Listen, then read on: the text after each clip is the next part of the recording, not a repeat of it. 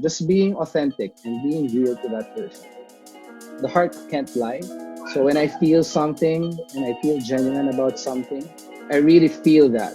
And I guess that's how I form my own relationships and how I maintain that with people.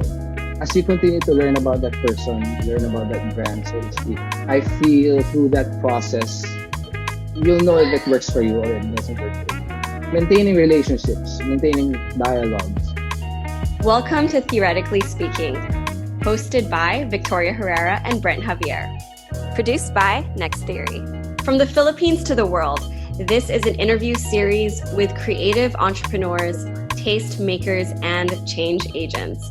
We dissect the journey they took from dream to reality, exchanging stories from the past, motivations in the present, to ideas for the future. Welcome everyone again to Theoretically Speaking, where we actually have real conversations.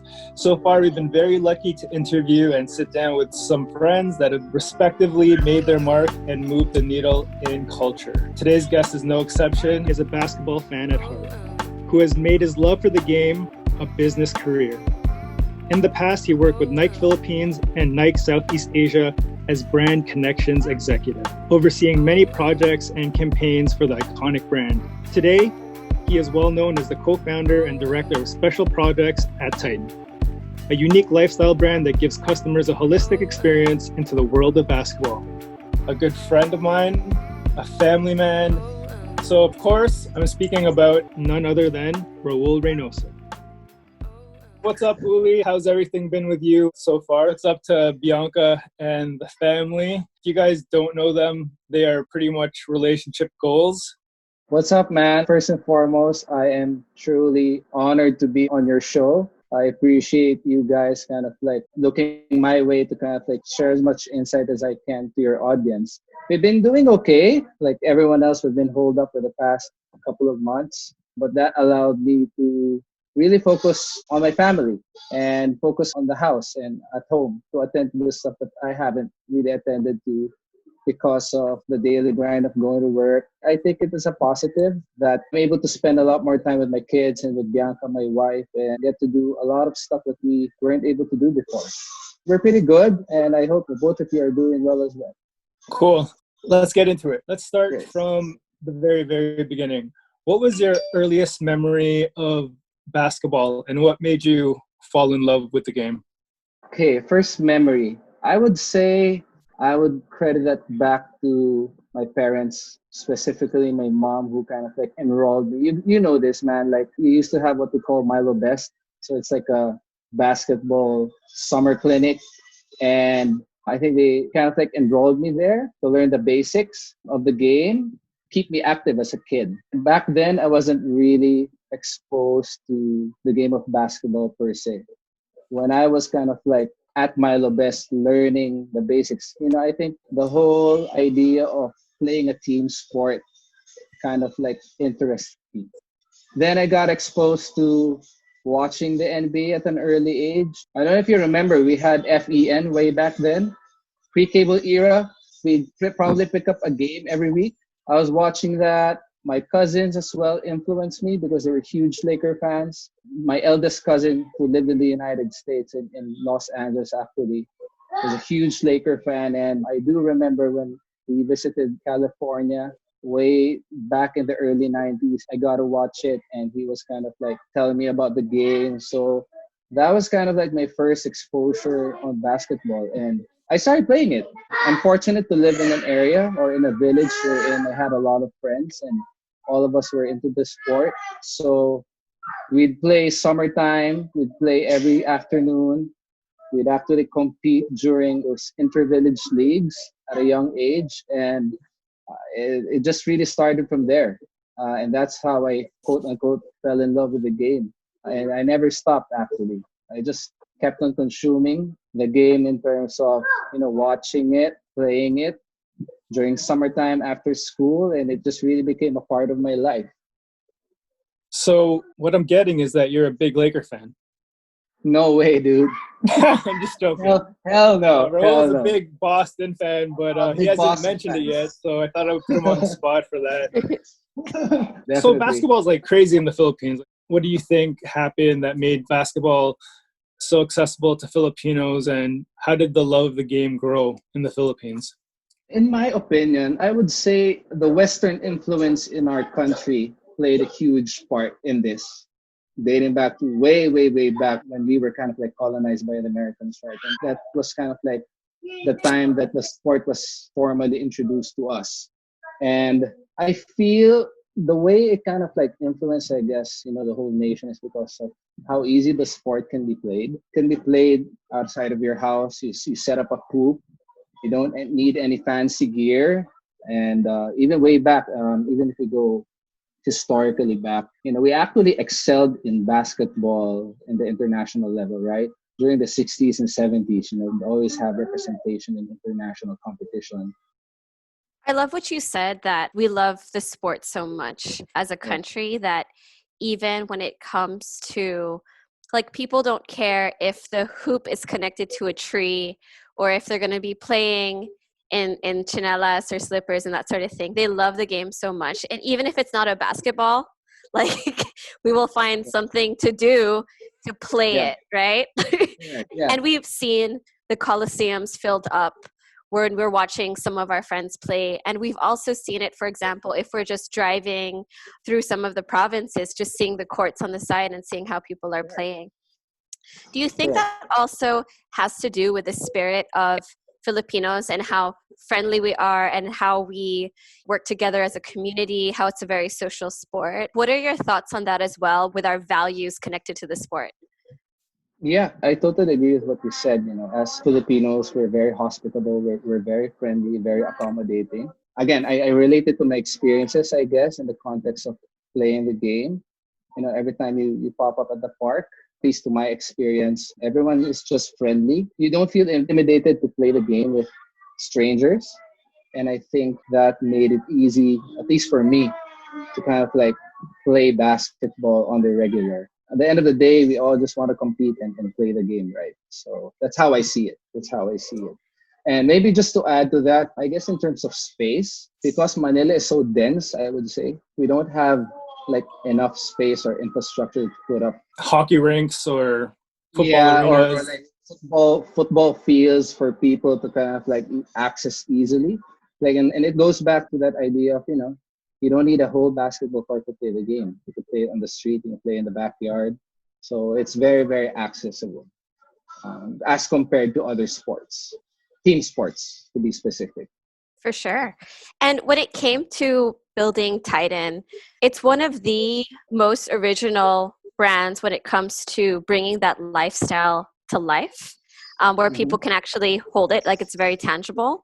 When you were still working in the fields of marketing and that sort of thing, did you know that this was the plan, or was that the dream the whole time, or did it develop? Actually, it wasn't really like the dream or end goal. When I was working to Nike back then, I always felt that I'll really end my career there because that brand, that company is such a great company to work with. I can vouch for most males out there who are into sport, that if you get that opportunity to work at a company like Nike, is like, that was a holy grail, I would say. Just because I love sport in general. Basketball is my passion, my number one sport, but I also appreciate different types of sport. And it just really fit into me, into what I do and what my interests are.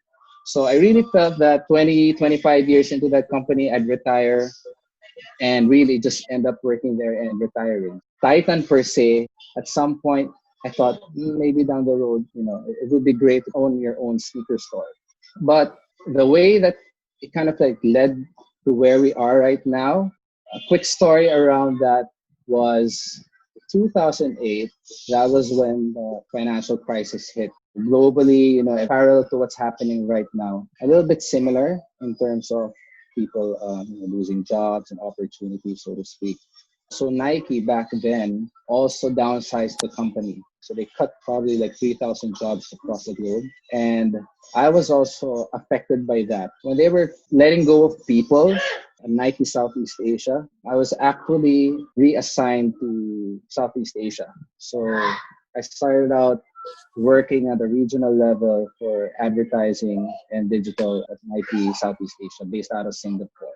So I spent a couple of months there, but I was in a crossroads. I really didn't want to work there because of personal reasons. That was a year that we were preparing for our wedding with Bianca. So I was engaged back then. So my heart wasn't really there because of my personal stuff going on. The story goes, well, I was spending my time there. You know, Dennis, I know you guys know Dennis, right? Dennis is he's my partner, Dennis Tan, who used to work at Nike, spent like 10 to 12 years in working at Nike. He's also one of my mentors, actually. I really look up to him, and he's guided me all throughout my career. And, being a partner, being a great friend, a brother to me. So he's really valuable to me. So during back that time, he was also affected by this whole financial crisis. He actually took severance from Nike. So when he took severance, he was based out of Singapore. He was working with Mark Ong, Yeah. Sabotage. Yeah. Yeah, so they were running his label Royal Fam for quite a while. When I would visit Singapore, because my setup before was I'd spend 2 weeks here in Manila, spend 2 weeks in Singapore, going back and forth doing that regional role because that was the condition I kind of like gave. And we reached a compromise between me and my employer because I really didn't want to go there, but I had to fill in the role. So I was allowed that setup of spending time there and going back.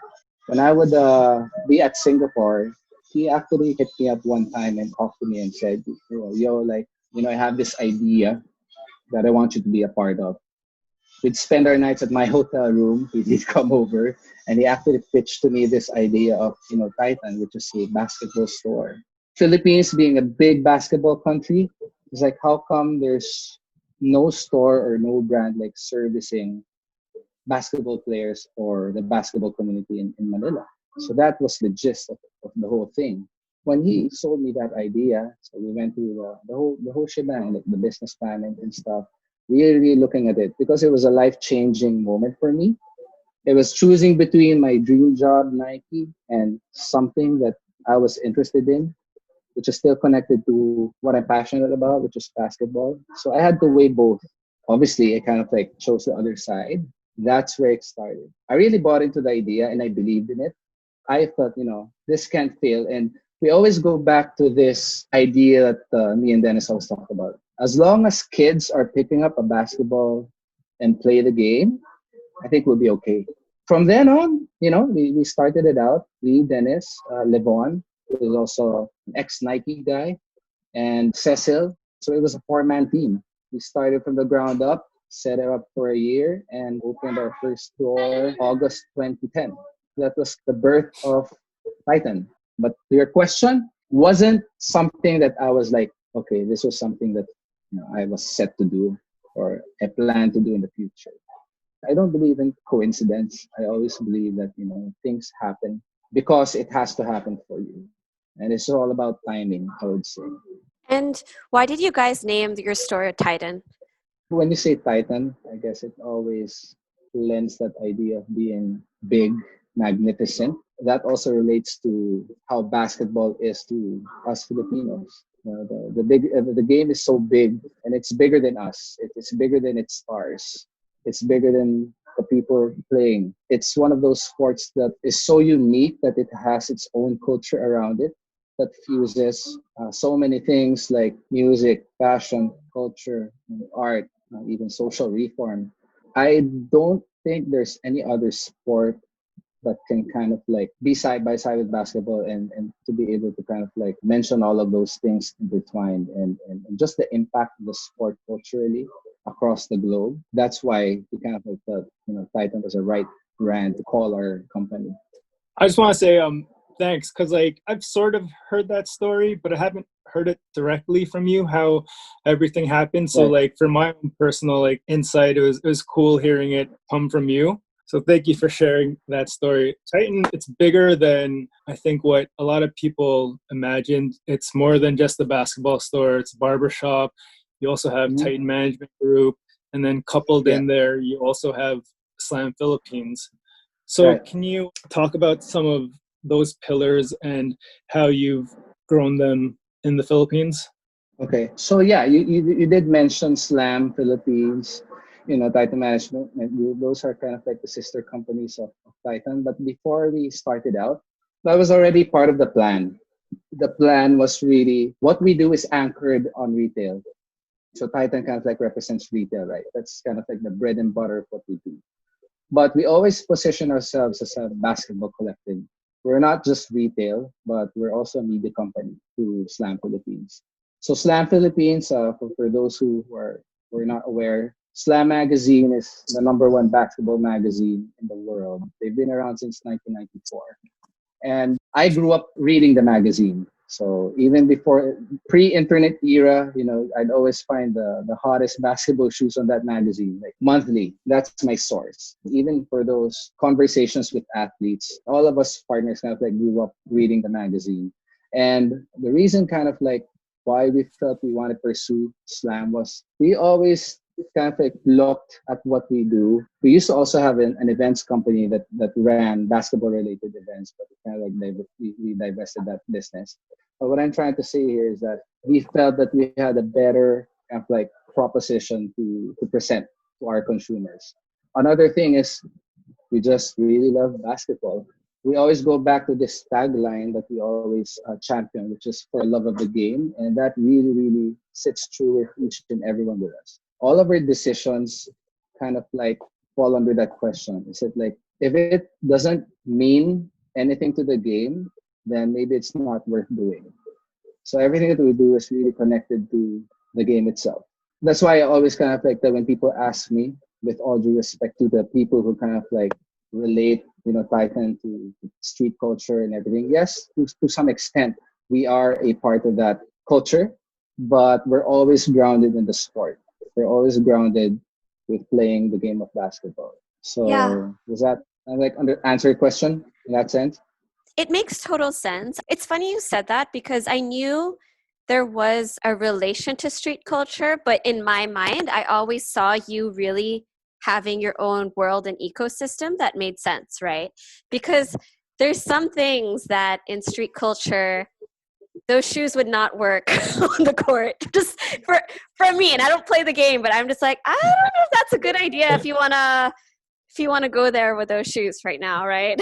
But I always saw Titan really dominating and owning that whole space of basketball and that culture, and for the love of that culture and the love of that game, right? What I love about what you said was that it always anchored on your passion. And did it make sense? Because even if it was in kind of the ecosystem, but as a team and as a partnership with your other partners, if you all didn't Yeah. feel it, you wouldn't really move in that direction. And that's really Right. inspiring because what we're observing now is a lot of people can get into something because it looks popular or, oh, it's trendy or we're going to do that. They're just going to keep adding things to the menu, thinking that we're just going to keep adding different things to the menu so the customer can order everything.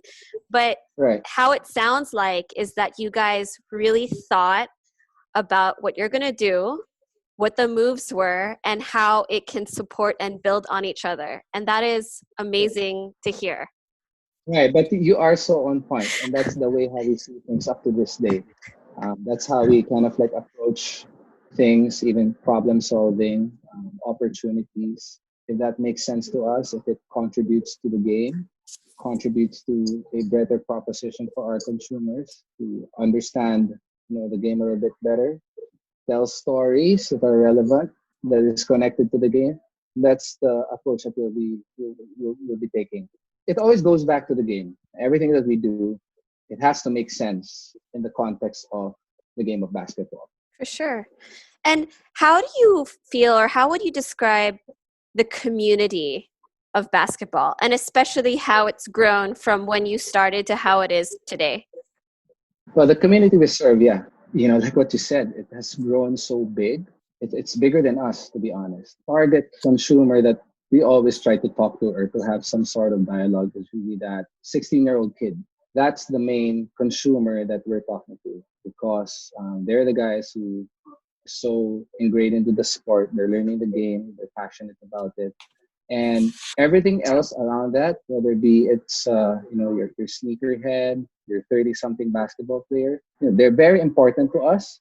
But The 14-year-old, 16-year-old kid is the one that we really are talking to. And it has grown so big. Like I can tell you, the kids that we were talking to 10 years ago, they'd probably be 16, would still have a relationship with them. Interests come and go. Some of them would still be loyal to us in the sense that they still buy stuff off our store, pop in once in a while when we have events or we have some, basketball clinics, so to speak. But some of them change. Some of them shift interests, whether it's, interest in sport or what's happening in their lives. So I think what's important for us is to remain consistent with who we're talking to so that we don't lose track of what we want to do and what we want to impart to our consumers. I've grown to kind of like know a lot of people for the past 10 years, whether they'll be friends like you, stakeholders in the game or consumers or just that kid. And for me, looking back, I can't say that we've done our job, but I can say it's fulfilling to kind of like know like 10 years in, this kid is still supporting us, or they still know us. We have personal relationships with some of them. And at least for me, that's what's important. Keeping that relationship with people. And I guess that kind of like plays into this whole community aspect of the brand and the consumers that we try to serve. So again, another thing is trying to kind of like provide each and everyone unique experiences, how they can kind of experience the brand, whether it's in store, whether it's online, whether it's a community event. I think that's one of the things that I can actually be very, very proud of. That is a key element into everything that we do, trying to provide new and fresh experiences for our consumers. It's kind of hard to do actually because, the moment when you do something and it's successful, now you think, how do you top that, right? So that keeps us on the edge as well, allows us to stay hungry, to learn, and to be better in everything that we do. I just wanted to ask also, like, obviously I know you're one of the partners there, but yeah, I remember one time we had a conversation, and at the time you were working on finding out creative ways to partner up with different brands and such, like just working on partnerships. What are you doing at Titan on a day-to-day? So right now, like if you want to put the designation, so I handle all special projects. Special projects is my role is really to look into midterm to long-term projects that would inject fresh experiences and energy into the brand in any kind of form, whether that be product, whether that be a service, whether that be an event, anything that kind of like fits into what we do. So that's kind of like my role right now. Back before that, I used to do a lot of the marketing and brand stuff for the brand. But for now, that's my focus. When you say day to day, pre-COVID, there were a lot of stuff. Pre-COVID and then now during COVID. Pre-COVID, man, like I guess you're quite aware. We're celebrating 10 years for the brand this year, so we're turning 10 this August. So we do have a lot of like projects and plans in place. Unfortunately, because of what happened, a lot of them took a back seat. So we're just focusing on some key stuff that we still want to pursue. To be really honest, because of this pandemic and the nature of what I do, a lot of those projects, a lot of those work stuff, kind of like decreased. To be honest, just because things are so unsure. I guess to add to that, how I kind of like use my time right now is try to help out on other teammates' needs and just support them in any way I can. And outside of that, I'm kind of like handling the slam business anyways. So I've kind of like shifted a lot of my time and focus on trying to run the Slam Philippines business. So yeah, that's how my time is kind of like divided. So in terms of if Python, there's projects involving me, definitely a lot of it is kind of like online anyways, a lot of meetings, emails back and forth. I'm the type of person who wants to be near people, so to speak. I work better that way when I'm around my teammates. But Obviously, that's not possible right now. So I try to channel that to other areas or other forms of trying to be productive in that sense. Going back to the artist program series, Right, right. you worked with a lot of dope brands. How did you reach out to all those brands to be able to be in a position where you can work with companies that are global?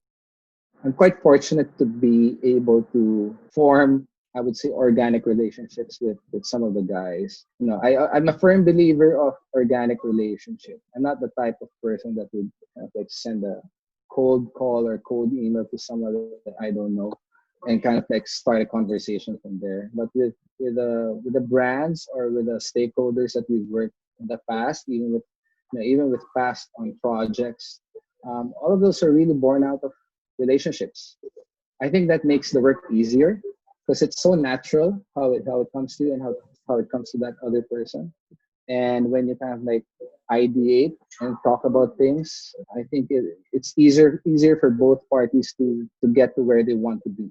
Not to say that each and every one of them I've had like personal relationships with, but I've always also kept in touch with people that I've met maybe like 5 years ago. Always kind of like, not to say keep tabs, but kind of like aware what we've been doing from then until now. And if there's an opportunity that we feel that will work for us, I think I can say that I can take that opportunity to just try and reach out, see where that brand or where that person is right now, and pitch him an idea. If he's down to do it, we kind of like hit it up from there. So, but yeah, for me, relationships are very very important. And like what I said, man, like maybe if you look at it through the lens of this artist series program that we put up, like when I look at each and every brand, like all of them have their own stake in the game of basketball. And it really goes back to our conversation earlier, Vicky, wherein it has to make sense for us, right? Like I can go to brand X or McDonald's, for example. I Yeah. mean, like it's a huge brand, and obviously when you work with them, they definitely they have a positive impact to our brand because of scale, right? But does that really work for us? No, right? Because again, kind of like filter it.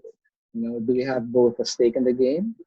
What are you guys doing for the game of basketball, for example? So for us, if that kind of like works for us, then that's something that we want to pursue. But if not, then it's not right for us.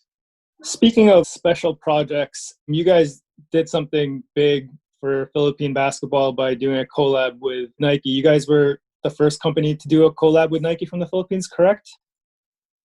I would say, yeah. Yeah, well, I I mean think so. that's pretty Yeah, huge. yeah, So Titan right. obviously did their collab with Nike, and it was for a LeBron shoe.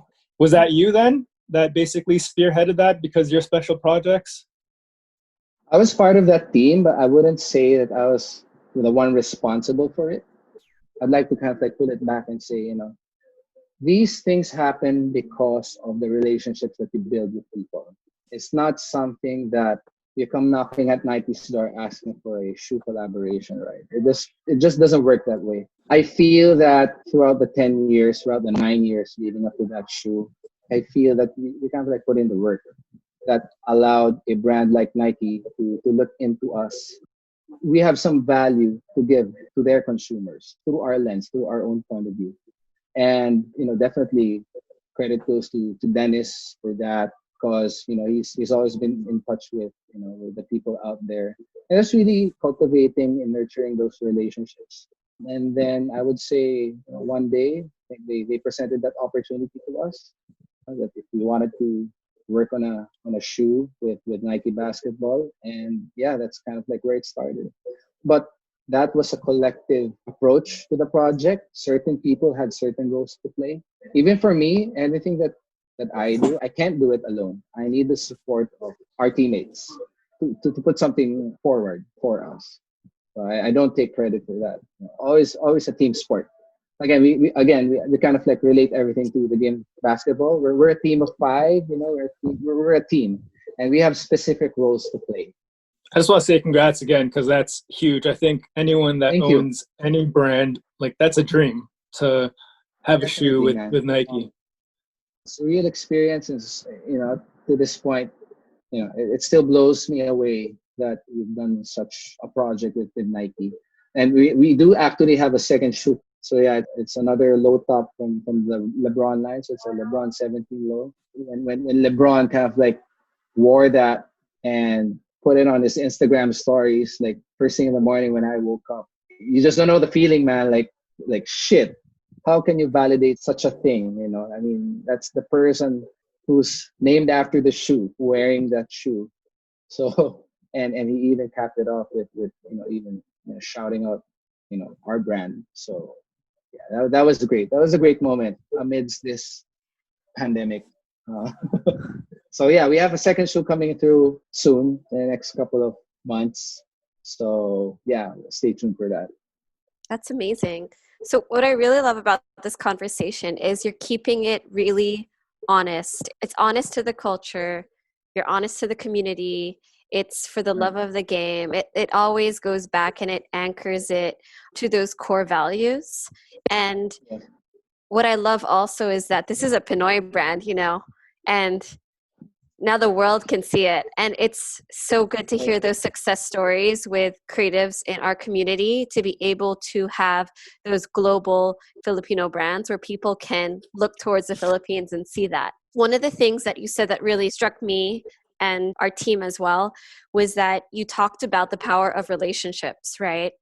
And we've known you for maybe a decade, maybe more, right? Yes. Definitely, we've seen each other in different life phases. What would be your advice for the people out there on how to cultivate really good relationships? And then later on, how can they be able to, say, work with these relationships on a business level as well? Like, what would be the right moves that you can say that just make everything feel right? Maybe we can just start with the both of you, right? I mean, even if it's not connected with work or business, I've known you guys for such a long time, right? You can say, yeah, more than a decade. I think it goes both ways. Personally, I feel, that feeling when you kind of like hit it up with a person that I like, for example, like with Brent, like when I met him, I met him, he's this hotshot model, like, like real one of the top models and stuff. And my wife worked a lot with you back then, and we really didn't know each other. We didn't have that relationship, so to speak. We were acquainted, but personally, I felt like Brent's a cool guy. We have common interests, and I feel myself when I'm around him. So like every time we have a conversation, it's just natural. And when I feel those things, that relationship is important to me. So I try to keep it by keeping in touch, just being authentic and being real to that person. The heart can't lie. So when I feel something and I feel genuine about something, I really feel that. And I guess that's how I kind of like form my own relationships and how I kind of like maintain that with people. Now, how that relates to work per se is the same thing. Like if I meet someone who owns this brand, for example, that I feel, it doesn't have to feel that, there's something that we can work on together. At the start, we may have our common interests. We may be both crazy with basketball. You may have your own brand. I may have my own brand. As you continue to learn about that person, learn about that brand, so to speak, I feel through that process, you'll know if it works for you or it doesn't work for you. Maintaining relationships, maintaining dialogues. Like with Brent, we'd DM random stuff. We'd bash each other on basketball, and that's how I personally maintain relationships with people, and that's how I kind of like carry them throughout my life. If I were to share something to people listening, it would be that. Just be real and just be authentic to the people around you. And you'll know if they reciprocate or not. And if they don't, then it's your choice to walk away or not. Also from outside of basketball. So like this conversation has been heavily about basketball, Titan, Nike. Above all things, I think you're a family man. And you also mentioned other common interests that we have that have helped our relationship as friends. I think I want to ask you and let people know out there, what does Raoul do other than Titan or basketball? let's talk about your other interests. I'm a family man. I value my family a lot because of this whole pandemic that has allowed me to, focus on them more, focus on my kids more because I don't get to see them when I'm working. I only see them in the morning and at night and obviously on weekends. But this has allowed me to kind of like learn more about them. And I credit my wife to kind of like for helping me with that because she always reminds me to be what we call there's this term that she always tells me, which is intentional parenting, is what she says. Okay. Yeah, it's intentional parenting and intentional parenting. This is the kind of like a conversation that's so out of what we were been talking to earlier. But anyways, it's always trying to be in the moment, and that's what I try to do with my kids. When they're there around me, give your full attention to them, drop what you're doing. I know it's easier said than done. Like if you're on your phone and she comes up to you, my son comes up to me and wants to play, tendency is to wait lang, later. But with experience, I would say I've learned to really kind of like put things down and try to focus my attention to them. So right now, it's really just learning more about my kids, learning a lot more about my wife, doing things together as a family. And yeah, everything that I do is really for them. So that's Raoul the family man, so to speak. Other interests, I used to do free diving. Yeah, I'm so into that. So basically, free diving is diving without a tank. It's what you call line diving. So you basically go down the water, holding your breath, and going as deep as you can. It really depends on how you want to do it. But for me, that's a form of deep meditation. Every time I go into a session, I really feel great about myself because I that allows me to kind of like be with myself, be alone, and being alone underwater for that X minutes is such a rush that I just want to keep on doing it all over again. I appreciate fashion. A lot of it is really influenced by my wife. Bianca influences me a lot in how I dress and my taste in certain things. I appreciate certain brands, and I guess because of age, I tend to wear more muted colors, just this plain colors. I don't want to go too loud like back in the day. My interest would be a lot more brands, a lot of brands focused on a lot more quality, I would say. So even if it's a little bit pricey, I'd invest in that. I look at it as an investment more than a piece of clothing because I know I can wear that so many times and still maintain the quality of that certain product. Yeah, what is there else about me that's interesting? I don't know. What about other businesses? So those are your main businesses, but do you have any other businesses outside of basketball? Well, this is really just what I do right now. This is my main form of business. I used to, co-own a boxing gym, but kind of like divested from that like a year ago.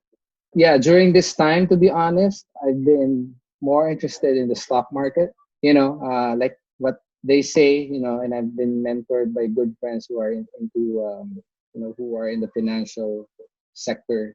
And yeah, they say this is really the best time to invest. So, it's also kind of like interesting to see all those charts go up and down, those numbers go up and down. Even most of the time, I don't understand it, but it's really for me. It's also an escape from the things that I do. So yeah, I've been watching the stock market but yeah, in terms of business, it's really just Titan, Slam, TMG. Okay, so how about this? In 2010, Titan doesn't happen. So we're in 2020 right now. So if you weren't doing Titan and it wasn't Nike, what else could you see yourself potentially or possibly doing now? Like if that doesn't all work out for you, what might another reality look like for you from your interests? For my interest, I would say it would still be grounded in sport. I would still pursue something that would be connected to sport in general. I would try to pursue a brand or a company that would be involved in sport in some form or manner. Something to do with creatives, I guess. Not to say that I'm a graphic designer or I draw well, but I would kind of like put myself or position myself in an organization where I can kind of like expand my creativity again in any form or manner. I'm a little bit more, I guess, flexible in that sense, because I see myself as more of a creative guy. I suck at sales, to be honest. I used to do that before, and I sucked. So I felt that that wasn't really my line of work. But yeah, man, anything creative driven is something that I would really want to pursue. All right. So we're coming to a close in a few. We're just going to go full circle because what you said earlier with Titan starting, it was kind of birthed during the time of the financial crisis. And if we look at today, we see the world in a different type of crisis, right? And we don't know yet what new businesses will come out, what some 18, 20-year-old is thinking in their apartment, working from home or studying from home, right? What advice would you give to those young professionals brainstorming that next idea right now during these rocky times? As we're all holed up in our own homes, it's so cliche, but don't stop trying to teach yourself in different things. The information that we have access to is so big and so easy that anyone can access it, right? I feel we have to constantly have that desire to learn, whatever it may be. What I'm trying to say is really don't lose the desire to learn, and don't be afraid. Don't be afraid to fail, because failure can help you grow into a better person. And I'm speaking from experience as well. Use the tools that are available to you, in a sense that, like what I said, everything's so accessible in this day and age that everything's foolproof, I would say. You have to kind of like maximize what's out there and make use of it. Don't try to reinvent the wheel.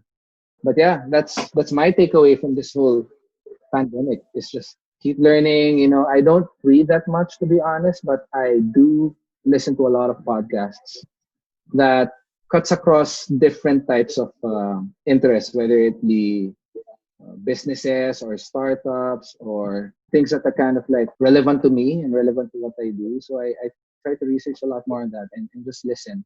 For me, I absorb things more when I listen to it versus when I read the book. So that works for me.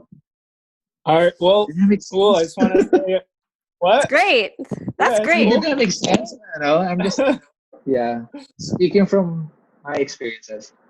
Yeah, I mean, we're drawing so much from your experiences, your insight. And, again, just a big thanks for making time for us, carving out time. Appreciate it.